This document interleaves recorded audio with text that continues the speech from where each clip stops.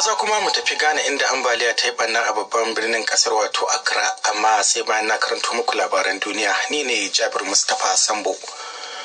Wani ɗan bindiga ya kai hari a makarantar firamare ta Robb Elementary da ke Texas a Amurka, inda ya kashe ɗalibai 19 da malamai 2. To amma jami'an tsaro sun yi nasarar bindige maharin mai suna Salvador Ramos mai shekaru 18. Rahotanni sun ce matashin ya sayi manyan bindigogi masu sarrafa kansu guda 2 a wani kanti, ya kuma fara kashe kakarsa kafin ya isa makarantar. Families are being notified and we are providing services to them. Babban jami'in 'yan sandan yankin kenan yake cewa tuni mun sanar da iyayen yaren abin da ya faru da safiyar yau, kuma muna kan ba su taimakon da suke bukata yayin da suke cikin alhini.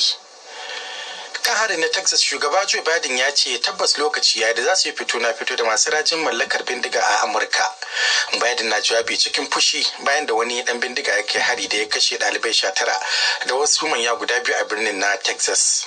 Why are we willing to live with this carnage? Why do we keep letting this happen? Ya ce don me za mu yadda mu ci gaba da zama cikin wannan kashe-kashe, don me za mu bari haka ta ci gaba da faruwa, yanzu kam dole mu ɗauki mataki. Shugaban ya ƙara da cewa hankali ba zai ɗauka ba a ce matashi mai shekaru 18 zai iya shiga shago kai tsaye ya siyo manyan bindigogi hankalinsa kwance. Koriya ta Kudu ta ce makwabciyar ta Koriya ta Arewa ta yi gwajin makamai masu linzami 3 cikin awa 1. Rundunar sojin Koriya ta Kudu ta yi amanna cewa ɗaya daga cikin makaman da aka harba na cin dogon zango yana kuma da hadari sosai. Hukumomi sun kara da cewa an harba makaman ne daga yankin sunan da ke kusa da babban birnin Koriya ta Arewa wato Pyongyang. Jami'an tsaron kan iyaka a Japan sun tabbatar da cewa 2 daga cikin makaman sun fada ne cikin tekun Japan din.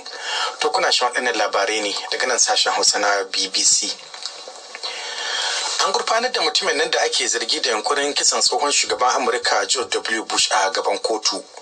Hukumar tsaro ta FBI ta ce wanda ake tuhumar mai suna Shihab Ahmed Shihab mai shekaru 52 dan asalin Iraki ne da ke zaune a Ohio.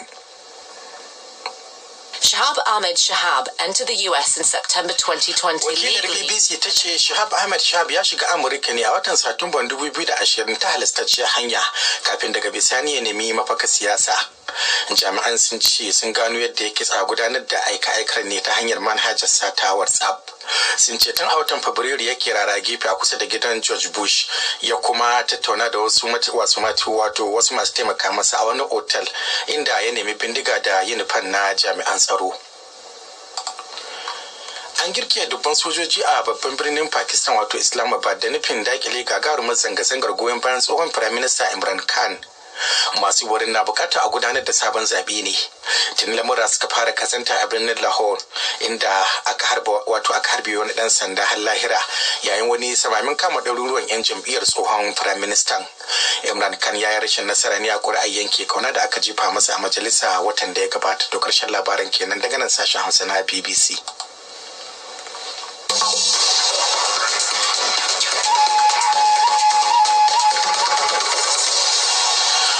Kamar da ji a labarai, an kashe yara ɗalibai 19 da wasu manya 2 a wani harin bindiga da aka kai makarantar firamare da ke kudancin Texas a Amurka. Wani matashi mai shekaru 18 ne ya buɗe wuta kan ɗaliban firamare na Robb Elementary da ke birnin Uvalde kafin daga bisani jami'an tsaro su harbe shi. Masu binciken sun ce maharin ya kai wannan hari ne da bindiga kirar AR-15. Ga Umar Musani Abdulmumin da wannan rahoto. Rahotanni na cewa sai da matashin ya soma harbe kakarsa a gida kafin ya fita ya kai wa makarantar hari. Kafofin yaɗa labaran ƙasar Amurka na cewa maharin ɗan makarantar sakandare ne. Babban jami'in 'yan sanda a yankin Pete Arredondo ya ce ɗan bindigar ya kaddamar da harin ne da misalin karfe 11:32 na safiyar Talata. At approximately 11:32 a.m. this morning, there was a mass. Ya ce da misalin karfe 11:32 na safiya a agogon ƙasar mu aka samu labarin wannan hari a makarantar Robb Elementary da ke Uvalde a Texas. Waɗannan ɗalibai yara ne 'yan aji 2 da 3 da 4. Ina iya tabbatar muku da cewa a yanzu haka akwai da dama da suka jikata, manya da ƙananan yara baya ga waɗanda suka mutu. Gwamnan Texas Greg Abbott ya ce maharin wanda aka bayyana sunansa da Salvador Ramos sai dai su ajiye motarsa a wajen makarantar kafin ya shiga ya kai wannan hari na kan mai uwa da wabi. Abin da ya faru a Uvalde akwai tashin hankali a ciki sosai wanda ba za mu ci gaba da lamunta ba a wannan jihar ta Texas.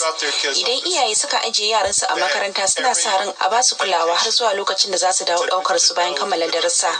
Yanzu sun sun kasance iyalai da ke makoki, kuma jihar Texas ma ta shiga makoki saboda takaicin waɗannan iyaye sun zo amma babu yaran nasu da za su ɗauka domin tafiya gida. Kafofin yada labarai na cewa 'yan sanda da ke sintiri ne suka gaggauta kai ɗauki da kashe ɗan bindigan da ya ɓuya a jikin wani shinge a lokacin gabatar da jawabi daga fadarsa ta White House kan wannan hari. Shugaba Joe Biden ya ce ya gaji da irin waɗannan labarai na harin bindiga a Amurka. These kinds of mass shootings rarely happen anywhere else in the world. Ya ce irin wannan harbi na kashe mutane da dama a lokaci guda ba kasafai aka fiye ganin sa ba a ko'ina a duniya. Saboda me? Suna da matsalolin lafiyar kwakwalwa, akwai rigingimun cikin gida a kasashen su. Suna da mutanen da suka rasa, amma irin wannan kisa ta harbi bai fiye faruwa ba kamar yadda muke gani a nan Amurka. Saboda me? To lokaci yayi na ɗaukar mataki. Wannan dai shine hari mafi muni da ake kaiwa makarantar firamare a Amurka tun bayan harin shekara ta 2012 na Sandy Hook a Connecticut, da sanadin rayukan ɗalibai yara 20 da malaman su 6. A gaida Umaima Sani Abdulmumin. To a Najeriya ma magana harin ce, inda gamayyar kungiyoyin fararen hula a arewacin Najeriya suka ja hankalin shugabannin arewa da na kudu da kuma gwamnatin tarayya da su dauki matakin dakatar da kashe-kashen da ake wa 'yan asalin arewacin kasar da ke zaune a kudu maso gabashi kafin lokaci ya kure. Wannan na zuwa bayan da a farkon mako wasu 'yan bindiga suka kashe wata mata da 'ya'yanta 4 suka kuma kona tirololin da kaya a jihar Anambra. Nastura Ashir Sharif shine shugaban kungiyar ta CNG ya kuma yi wa Zaharaddin Lawan karin bayani. Tun daga 2017 suke kashe mutan arewa mazauna yankunan su, wanda an san ba sau ɗaya ba sau biyu ba mun sha fitowa mai kira ga mutan arewa cewar kar su ɗauki doka a hannu, kar su ɗauki mai da martani ga irin kashe-kashen da aka dinga musu. Mecece fargabar ku kan waɗannan abubuwa da suke faruwa? Abin fargaba a nan shine wato irin wannan abin shi Igbo suka yi a lokacin da aka samu basasa a arewacin Najeriya, lokacin da aka yi a ware a arewacin Najeriya, bayan sun kashe shugabanninmu na siyasa da shugabanninmu na sojoji, sannan suka dinga cin mutuncin mutanen mu a cikin garuruwanmu, wanda daga baya har aka shiga cikin wannan yaƙi da aka shiga. To mu ba ma son yaƙi, shi sa ka ga mu a yanzu zancen da ake ma ƙungiyar na tamu muna kotu muna neman majalisar ƙasa ta yadda a yi tsarin da za a ba mutanen dama su fita da ƙasar nan, a ba su ƙasar su je su kasar su. Da Najeriya suka yi yakin basasa ba da arewa suka yi yakin basasa ba, amma ka kula ba kabilar da suke kashewa sai mutanen arewa suke kashewa, ba sa ba ruwansu da yaraba, ba ruwansu da mutanen south, mutumin arewa kurin suke kashewa. Kuma in ba manta ba, yau ko wata baya ba kungiyar su inyamuran wacce ta ce babbar kungiya ga rashin jagorancin shi shugaban su George Abiezu suka fito suka ce ma wai idan ba a ba su shugabancin kasa ba to wai suna kira ga mutanen su balle su ban Najeriya. To yanzu wanda yake faɗan wannan ba shi yake ziga yaro yake ɗaukan makaman da suke wannan kashe-kashen da ake yi ba. Amma yanzu kaga tun da suke kashe mutanen nan baka ji wani babban arewa ya fito ya yi magana ba, baka ji ko shi sarkin musulmi ko wani basarake ko wani ɗan siyasa ko wani babban mutum ba wanda zai fito yi magana. Amma da arewa ne wani abu ya faru da yan sun fito sun fara magana suna cewa an ɗau doka a hannu, an yi kaza an yi kaza an yi kaza. Yanzu kamar wanda suka kashe dinnan ka duba wanda yake hannunsa me sai da kawai irin harkar dan magani ne yake rike da ya akwati ke yawo da ita suka kashe shi. Kamar mecece shawarar ku kan yadda za a shawo kan wannan matsala? To mafi ala mutanen nan haƙura a ba su ƙasar su je su ƙasar su, haƙura a yanki a ba su ƙasar su, so da shi tun daga farko bai yadda da Najeriya ba. Su ko mutanen arewa da suke zaune a gurin nasu in dai ba zai maka dole zaman gurin nan ba, mutanen ku haƙura ku dawo yankunan ku zauna, domin na sha faɗe gwamnatin nan ba za ta iya ba wa wani mutumin arewa tsaro a wannan yankin nasu, ba za ta iya ba. Kasuwanci ka kai ƙasar Yarabawa, ka kai can ƙasar South inda su ba sa kashe mutane, ku je ku cinikin ku da su.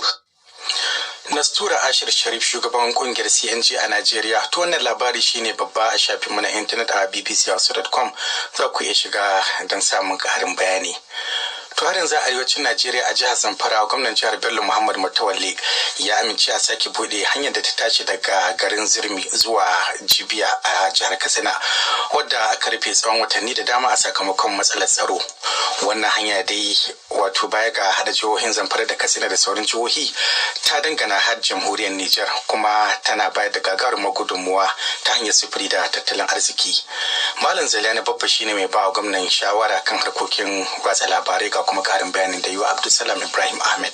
To alal hakika ka sani cewa dole ne gwamnati ta dinga ɗaukan matakai wayanda suka dace a kuma lokacin da ya dace saboda muga cewa an samu ci gaba akan wannan harkar tsaro, kuma dole ne ta kama gwamna ya yanke wannan hukunci a wancan lokacin, kuma kamar yadda kowa ya sani wannan hanya ce wacce ta haɗa jihar Zamfara da jihar Katsina. Saboda haka hanya ta taso tun daga Zurmi ta zo Gurbin Bore, wanda yake daga nan kuma ta ɗauka cikin Katsina har zuwa Jibiya. To ganin matakan da aka ɗauka na tsaro a cikin wannan 'yan watanni zuwa shekara guda da suka wuce a baya ya haifar da ɗa mai ido, musamman akan manyan hanyoyinmu, musamman ta wannan bangaren ya sa aka ɗauki wannan mataki na sake buɗe wannan hanya saboda jama'a su samu saukin safara. Ala hakika ba wai Zamfara kaɗai ba ne, su ma jihar Katsina insha Allahu hakan din ne, daga nan Gurbin Bore har zuwa Jibiya din hanya za a buɗe ta insha Allah. To akwai wani tanadi na musamman na tsaro da aka yi don masu bin hanyar su tabbatar cewa ba haɗari yanzu? A kullum tanadin da ake yi ana yin sa ba a wannan hanyar kaɗai ba, dukkan hanya wacce take cikin jihar Zamfara muna bakin ƙoƙarinmu mu ga cewa an tura 'yan sanda, an tura sojoji, sannan kuma da civil defense da dai duk sauran jami'an tsaro da wayanda za su dinga sintiri su ma a kai, da dai kamar yadda Bahaushe yake cewa wato dambu in yayi yawa baya jin mai. Kowa ya san bamu da yawan sojoji, bamu da yawan 'yan sanda, amma abin da yake hannunmu yanzu wannan tabbas ne za su saka wannan hanya a cikin bangaren zirga-zirgar su da suka saba a kan sauran manyan hanyoyi, saboda a ga cewa an ci gaba da kokarin da tsare rayuka da dukiyoyin jama'a. Wani zai fargabar anya wannan abu ba zai zama kamar an yi ba a yi ba, an raka bako ya dawo. Abin da zaka gane shine duk abin da gwamnati take daukan mataki tana daukan sa ne bisa ga irin rahoto da ta samu daga jami'an tsaro na irin ci gaba da aka samu. Saboda haka wannan ba zai zama wai kum gaba kum baya ba, in Allah yadda zaka gani bayan an bude din za a samu sauki a cikin wannan al'amura, za a samu walwala.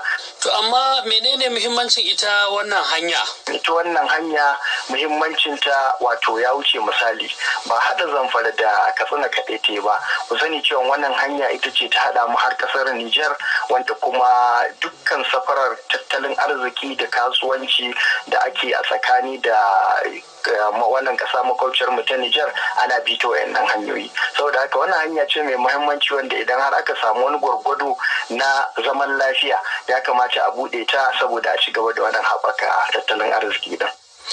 Malam Zailani Baffa mai ba gwamnan jihar Zamfara shawara kan harkokin kafafen watsa labarai. To sai batun siyasa a Najeriya, inda a yau ne babbar jam'iyyar adawa ta PDP ke gudanar da zaɓuɓɓukan fidda gwani don tsaye da 'yan takarar gwamna. Tun a ranar Lahadi ne jam'iyyar ta fara gudanar da zaɓuɓɓukan fidda gwani na 'yan majalisun dokokin jihohi da na tarayya. Sai dai batun amfani da makudan kuɗaɗe wajen sayan ƙuri'un delegate sun kankane zaɓuɓɓuka a jihohi da dama. Jihar Kaduna na daga cikin jihohin da wannan lamari ya yi kamari, inda ake zargin an sayi ƙuri'a ɗaya kan naira miliyan 4. Akan haka ne sanata Yusuf Dattibaba Ahmed, ɗaya daga cikin waɗanda suka bayyana aniyar yin takarar gwamnan jihar, ya ce ya janye daga takarar tasa ta yau. Ga abin da ya shaidawa Yusuf Tijjani. Yanda